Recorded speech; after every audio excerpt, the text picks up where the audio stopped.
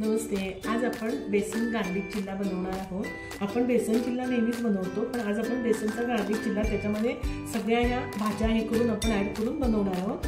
त्यासाठी मी घेतलेला आहे कांदा घेतलेला आहे, टोमॅटो घेतलेला आहे, कोथिंबीर घेतली आहे, पनीर घेतलं आहे आणि हा bell pepper red bell pepper घेतलेला आहे। आणि त्याशिवाय मी ही 3 चमचे मी कॉर्नफ्लॉवर घेतलेली आहे। हे थोडं तांदळाचं पीठ आहे, लसूण आहे, मिरची पावडर, हळद, मीठ, जिरं आणि हे बेसन घेतलेलं आहे। आता आपण कृतीला सुरुवात करूया। आपण ह्या मिक्सरमध्ये मी आता हे लसूण घेणार आहे, ही मिरची पावडर घेणार आहे, 3-4 चमचे जवळजवळ मी मिरची पावडर घेतलेली आहे।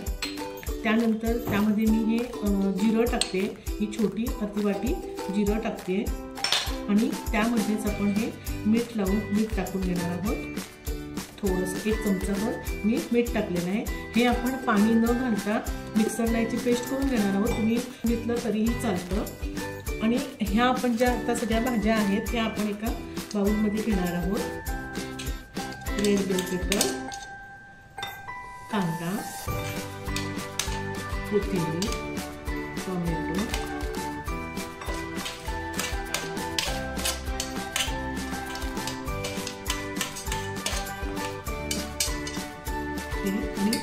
आणि पनीर किसून घेतलेला आहे आणि तो आपण आता याच्यामध्ये मिक्स करणार आहोत।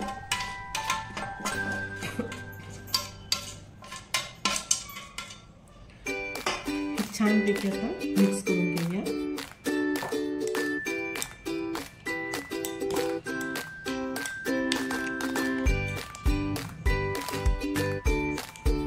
आपण थोडंसं त्याच्यावर थोडं मीठ घालूया।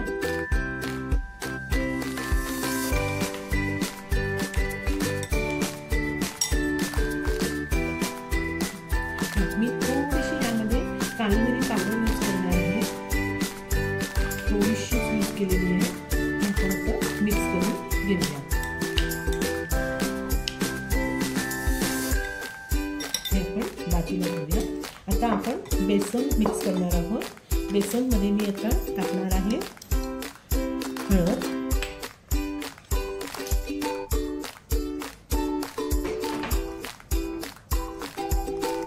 चमचे मी तांदळाचं पीठ टाकलेलं आहे आणि आता मी 2 चमचे मी कॉर्नफ्लॉवर टाकते आणि हे आता मी चांगलं मिक्स करून घेणार आहे। आणि हे आता भिजवून घ्यायचं आहे आपण, पण त्याआधी हे मिक्स करून घेतलेलं आहे। आता मी तोपर्यंत मिक्सर लावून घेते। आता मिक्सरला मी लावून घेतलेली आहे। तुम्ही ही चटणी बघू शकता, छान दिल्याचा वास येतो मला, ही अशी ओलसर होते चटणी। आता आपण काढून घेऊया।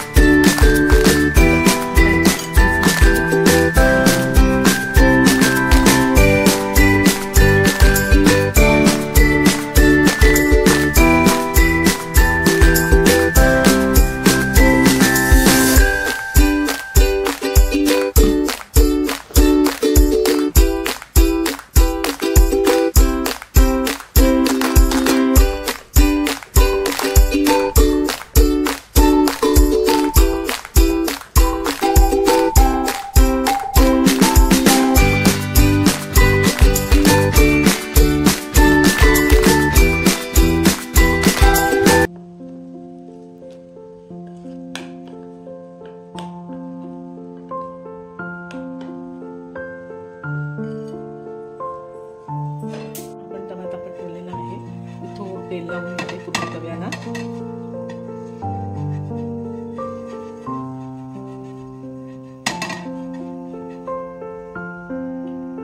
मी तवा तापत ठेवलेला होता. पुढच्या कृतीला सुरुवात करूया. मी तव्याला थोडं तेल लावून घेतलेलं आहे आणि आता ह्यावर आपण हे बेसनचं पीठ टाकणार आहोत.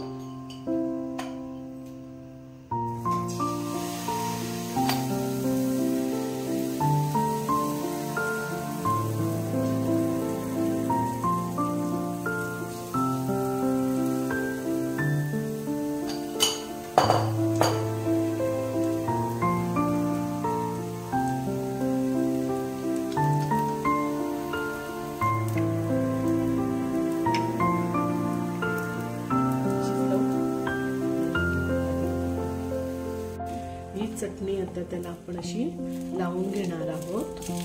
थोडीफार बघा.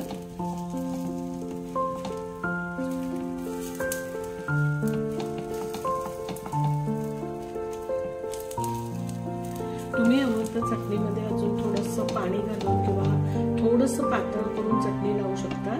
पण मी जरा घट्ट अशी चटणी छान लागते, तिचा वासही त्या चिल्ल्यावर छान येतो, म्हणून मी अशी लावली. त्यावर आता आपण ही कांदा आणि चिरलेला टाकणार आहोत.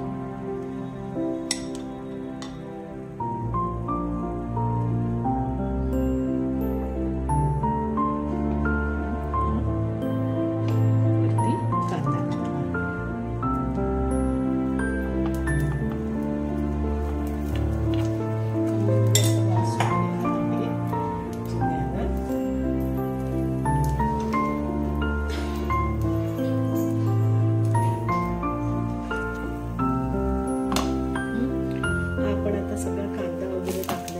त्याच्यावर 2 मिनिटं आपण त्याला ठेवणार आहोत. तोपर्यंत आपण चिल्ल्याला सोडवून घेऊया चारी बाजूने.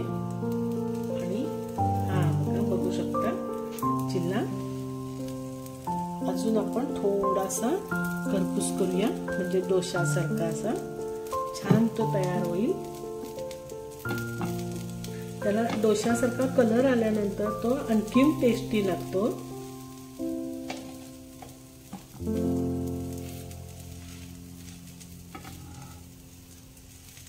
हा आता चिल्ला आपला खाण्यासाठी तयार आहे.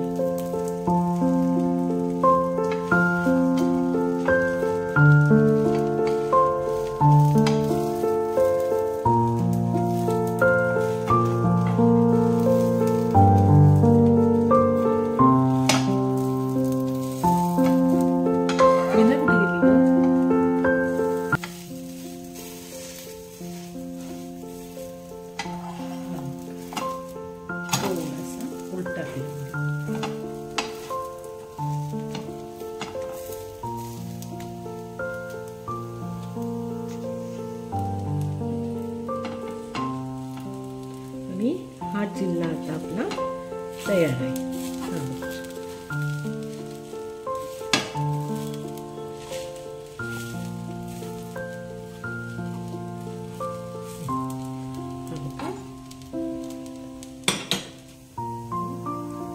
आता आपला गार्लिकचा चिल्ला, कुरकुरीत असा चिल्ला आपला तयार आहे.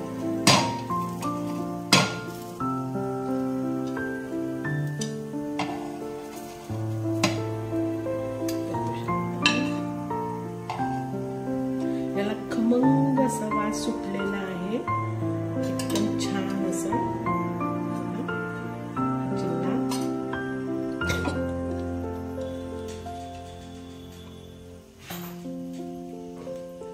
चिल्ला तयार आहे. हा अतिशय क्रिस्पी झालेला आहे, टेस्टी झालेला आहे. याची ज्या चटणीमुळे, त्याची गार्लिक चटणीमुळे खूप टेस्ट येते त्याला.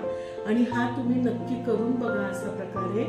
आणि मला सबस्क्राईब करा, लाईक करा, बेल आयकॉन बटन दाबायला विसरू नका. धन्यवाद.